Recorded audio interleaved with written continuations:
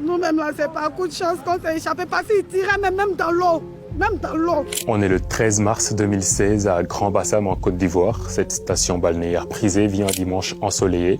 Grand-Bassam, lieu où la Côte d'Ivoire festive et les touristes viennent profiter de la mer, un cadre idyllique classé à l'UNESCO, mais qui s'apprête à être troublé par un événement tragique qui va marquer cette ville à tout jamais, le plus grave attentat terroriste de l'histoire de la Côte d'Ivoire.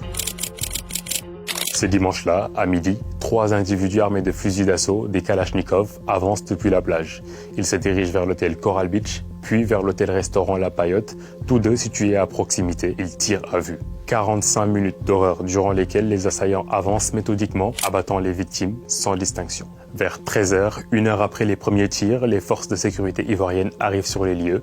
Les échanges de tirs sont intenses. Les assaillants se retranchent dans les hôtels, tentant de prolonger le massacre. Ils sont finalement abattus. 3 membres des forces spéciales ivoiriennes trouveront également la mort dans les affrontements. Le bilan est lourd, 19 morts et 33 blessés. Parmi les victimes, la majorité ivoirienne. 9 étrangers perdront également la vie. C'est la première attaque djihadiste de cette ampleur en Côte d'Ivoire. Ce drame va marquer à tout jamais le peuple ivoirien, de Grand-Bassam à Abidjan.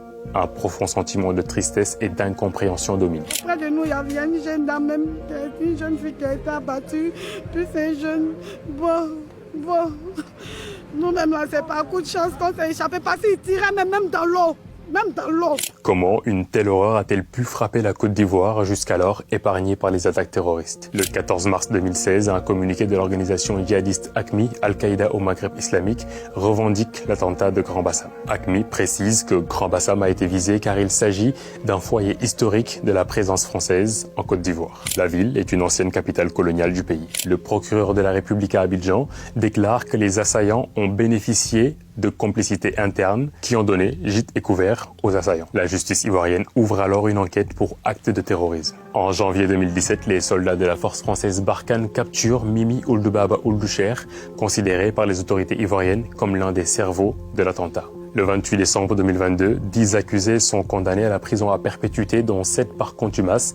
14 autres sont en fuite ou détenus au Mali. Un mandat d'arrêt international a aussi été lancé à l'encontre de Kounta Dalla, considéré comme le cerveau opérationnel de l'attaque. Ce lundi 3 février 2025 à Abidjan, le procès en appel des auteurs de l'attentat de Grand-Bassam s'ouvre. La peine de prison à vie des 4 prévenus est confirmée.